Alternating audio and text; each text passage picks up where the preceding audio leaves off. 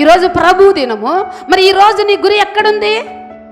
దేవుని సంతోషపెట్టాలని ఉందా? ఈరోజు వారమంతా నీ పనులు నువ్వు చేసుకున్నావు, వారమంతా నీ ఇష్టం వచ్చినట్లు బ్రతికావు, వారమంతా నువ్వు చేసుకున్నవన్నీ చేసుకోగలిగావు. కానీ ఆదివారము కానీ ప్రభు పనిలో ఎంతవరకు నువ్వు సహాయపడగలుగుతున్నావు?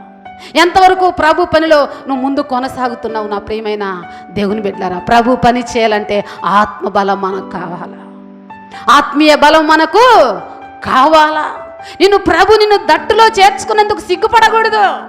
ఇలాంటి సోమరవాన్ని చేర్చుకున్నాను, ఇలాంటి దొంగలు నేను చేర్చుకున్నాను బాధపడకూడదు. దేవుడు నిన్ను బట్టి దేవుడు సంతోషించాలా.